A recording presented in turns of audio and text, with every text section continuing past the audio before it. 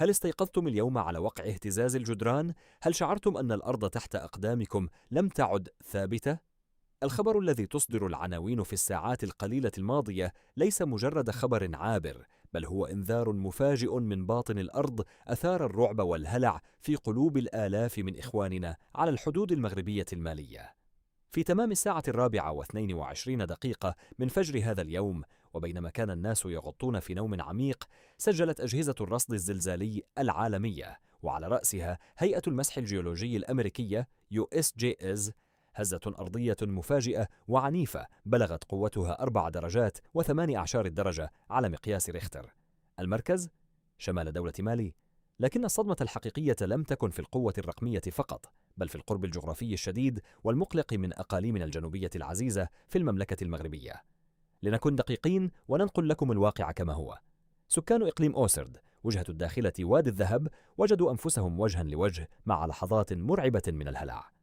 التقارير الجيولوجية تؤكد أن الهزة كانت سطحية جدا بعمق لا يتجاوز 10 كيلومترات، وهذا هو التفسير التقني المباشر ولماذا شعر بها الناس بهذه القوة.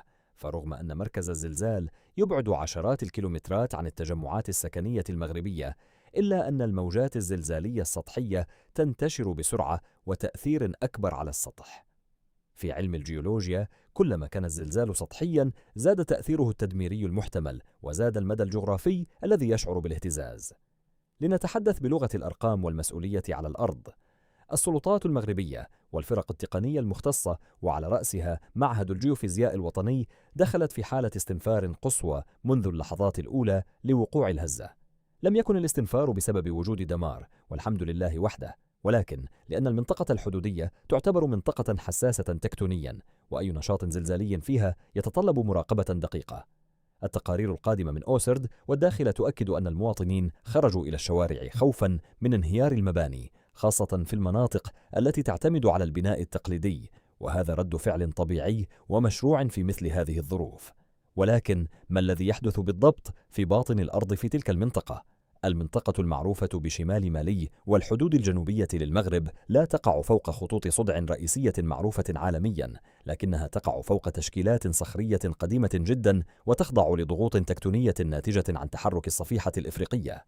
أي تحرك بسيط أو إعادة توازن في هذه الضغوط يؤدي فورا إلى انبعاث طاقة هائلة تظهر على شكل زلازل مفاجئة، وهذا ما شهدناه فجر اليوم.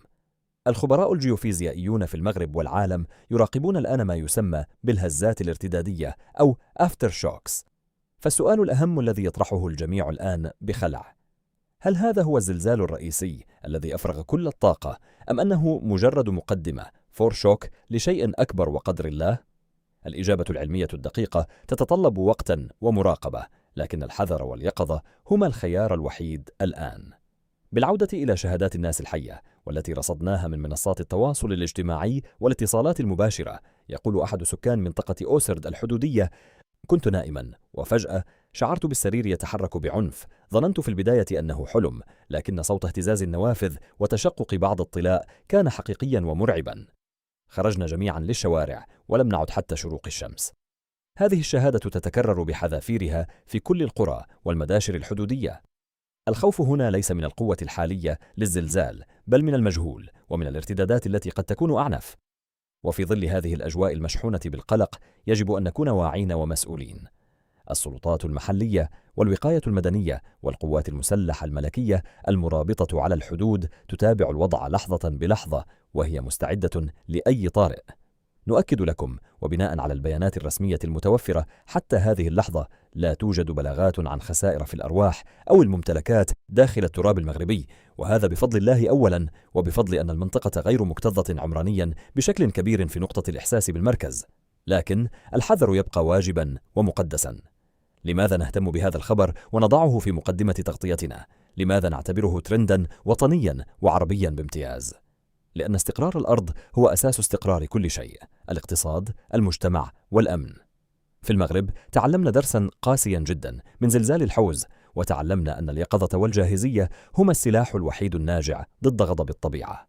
نحن الآن في مواجهة ظاهرة طبيعية لا يمكن لأي تكنولوجيا في العالم التنبؤ بوقتها ومكانها بدقة 100%، لكن يمكننا الاستعداد النفسي واللوجستي لها. رسالتنا لكل متابعينا وإخواننا في الأقاليم الجنوبية العزيزة وفي كل نقطة شعرت بالهزة: اتبعوا إرشادات السلامة الرسمية، لا تنساقوا وراء الشائعات والأخبار الزائفة على فيسبوك وواتساب، ابتعدوا عن المباني المتصدعة إذا شعرتوا بأي هزة ارتدادية، وابقوا على اتصال بالمصادر الرسمية الموثوقة للأخبار. نحن هنا في هذه القناة سنوافيكم بكل جديد، بكل رقم تقني، وبكل تحديث يخرج من معاهد الرصد الوطنية والدولية.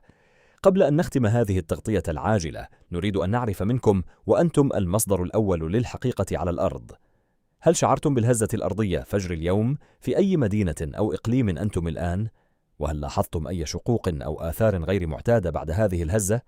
تعليقاتكم وشهاداتكم تساعد الآخرين في المناطق المجاورة على معرفة حجم الانتشار الجغرافي الحقيقي لهذه الهزة، وتطمئن العائلات القلقة.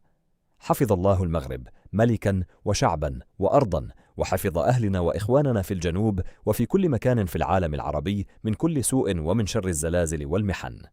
لا تنسوا الاشتراك في القناة وتفعيل الجرس، لأننا نتابع هذا الترند وهذا الحدث العاجل لحظة بلحظة، وسنكون معكم في أي تحديث عاجل ومباشر فور توفره.